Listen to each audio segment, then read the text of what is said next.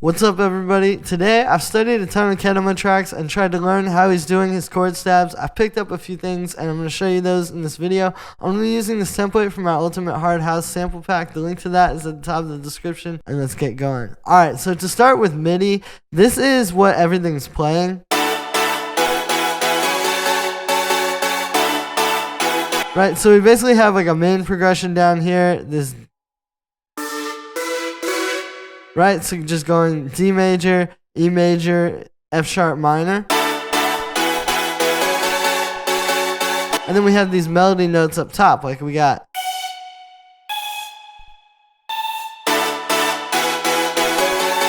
Like a basic just following the chords, but then we also have,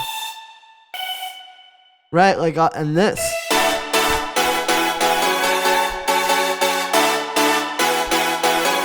So you see, it's not just like a basic chord progression. You start with the chord progression, something just simple and epic, and then you can have some kind of melody notes over top that are playing with the rhythm. There's also this one, which we'll get to in a bit, but I think that adds to it as well, is like sometimes you'll have something playing a melody that follows that same rhythm.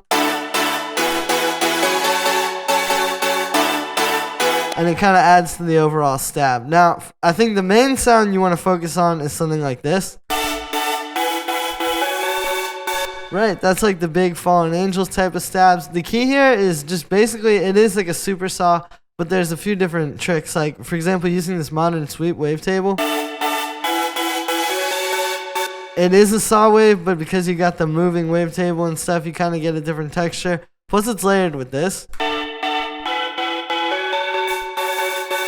We're using the noise unison. You can also bring up a bit of release on the amp. Right, depending on what your MIDI is and what you want that to be. You can play with different unison modes. But for that noise one is really good for these. And see, you bring the amount down a bit so it's not so washed out. And you get that kind of texture. The other parts of this is saturation. Like you can see, we got this one. Here's without it. Right, if you want that really just blown out sort of lo-fi thing, there you go. Just a bit of a high pass filter. And then we also have this layer, which is not to be overlooked, right? Because this is cool. But then you're also trying to get that texture, kind of like that old, a bit 90s, a bit 2000s sort of digi synth, you know, Korg M1 type of vibe. So this is playing that same MIDI, and then we're using the wavetables here to kind of get that texture. Like if you turn off the filter,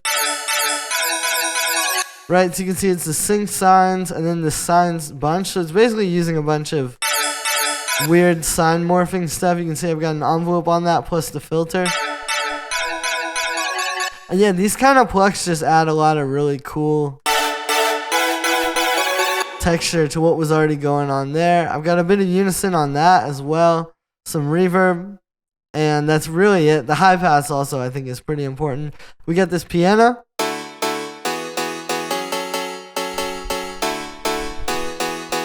Right, whichever piano you want to use. I do find using samples though can give you a more, you know, that more old school sort of sound you're looking for. It makes it a bit more stabby, and this really just sits on top of the other elements.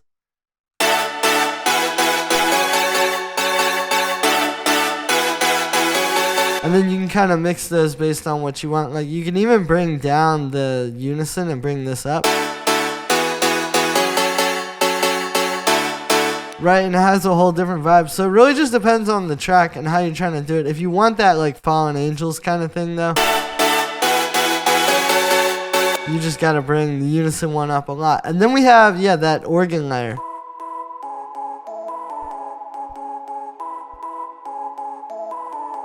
Right, so we're playing a really simple melody, just going from, this would essentially be the 7th, 6th, 5th.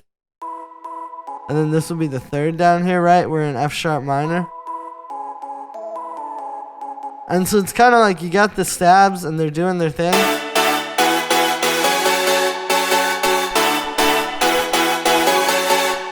then you combine this on the same rhythm but with a different melody, and it gives you some more texture. This is just this organ sound, a bit of reverb, high pass. It's really more about the MIDI with this one. Right, and I also have a bass line here, so you see the bass line.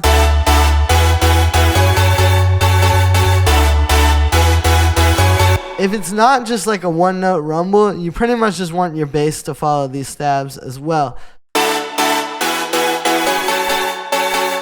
And there it is. So if you follow these steps, you should be able to write these kinds of stabs. It's not that hard, but I think it can be tough when you don't really know what you're doing. So hopefully this video helped you guys. Make sure to like this video as well as subscribe. Let me know what you think of this video in the comments. You can grab this template in the Ultimate Hard House. The link for this is at the top of the description. Thanks for the support, everybody, and I will see you tomorrow with another video.